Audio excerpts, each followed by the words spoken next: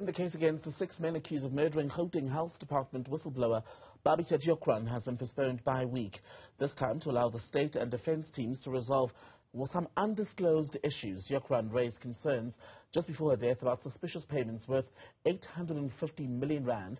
This was before she was killed while returning home from dropping off her daughter at school back in August 2021. The Whistleblower House Executive Director, Ben Theron, joins us tonight to talk more about this. So, Ben, another brief appearance, another delay. How much longer before this becomes unacceptable, really? Unfortunately, in South Africa, how long is a piece of string when it comes to justice? And we've become accustomed to justice delayed is justice denied. Unfortunately, there is no end to this saga. What worries us is what is the family going through at this time.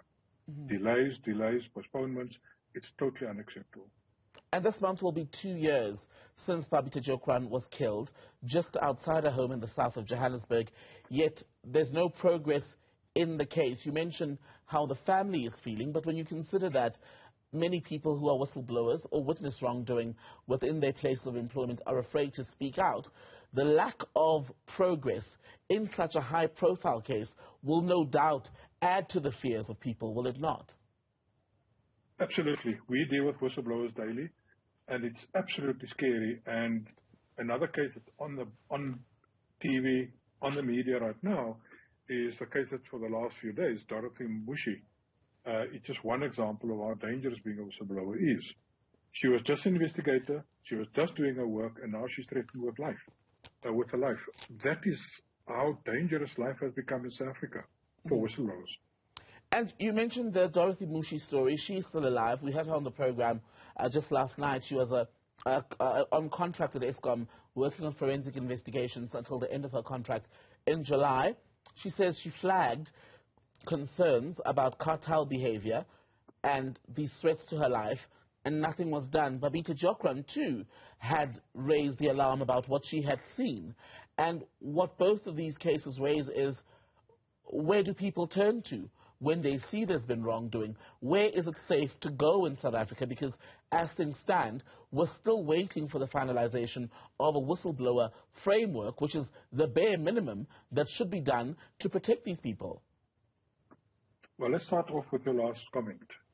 It will take 3 to 5, maybe 7 years to get the whistleblower legislation up and running, because the documents that were released were not even draft legislation. Those were just recommendations that ought to be taken into consideration when they come to the drafting of the legislation. We have, and we are still busy drafting those recommendations, and we will be submitting them.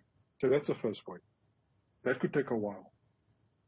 Where do whistleblowers go in South Africa? Because there's absolutely no safe place.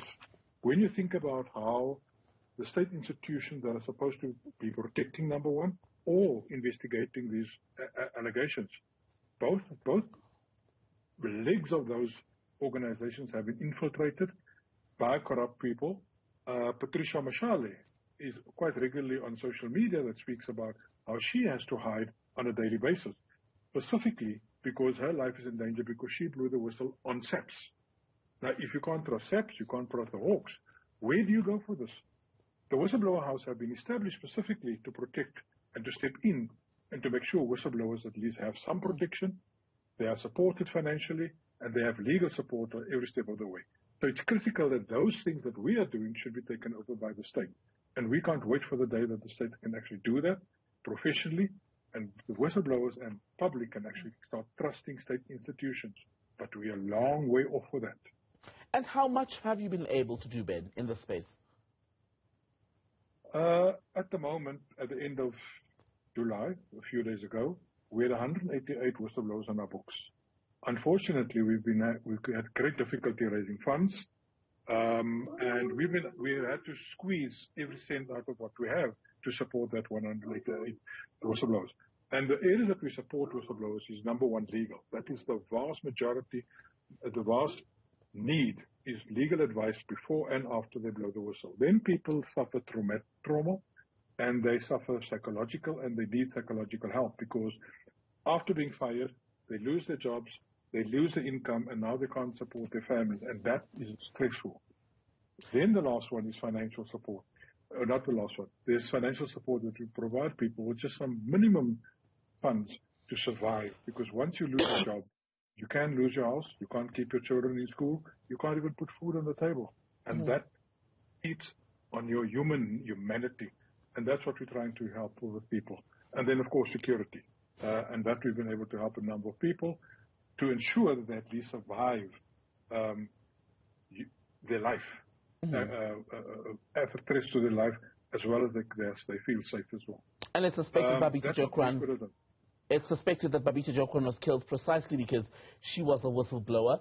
Dorothy Mushi, whom we spoke to last night, was saying that she's in a fortunate enough position where she's been able to get herself extra security. But not every whistleblower is within that bracket even. And you're now, on your books, you've got 188 whistleblowers. It's the people at the lower levels of the food chain that I'm concerned about. What options does that leave them? Death? When you depend on the public sector at the moment, there's a high probability that you will be taken out. You'll be murdered. Let me not put small words to these things. You could be murdered. And our job is to make sure that people survive so they can breathe, carry on, and then survive financially and survive psychologically. We want to make people whole. We need these people to root out and identify corruption. They can actually stand up in court and talk about these things. I know what Dorothy Mushi is going through because we have lots and lots of whistleblowers with us that go through the same thing. So we understand that, and we want to help these people. And Ben, from your work with these 188 whistleblowers who are on your books and perhaps even others, does it fit perception or the narrative that in fact many of these people are those who have been hounded out of the public service, state-owned enterprises, or are you seeing just as many people come from the private sector where we're told that in fact corruption may largely be underreported? I think corruption is being underreported. The whistleblowers that we have on our books, the 188 that we have, come across all sectors, all walks of life, across the country, nationally. So there's no exclusivity here. It is not only the state. It is private sector. It is parastatals across the board. And it is scary how corruption has permeated our society.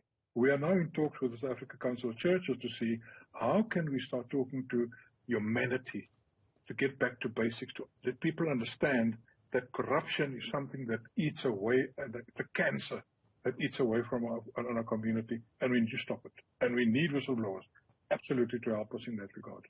Ben Theron, good to speak to you from the Whistleblower House. Thank you for your time tonight, sir.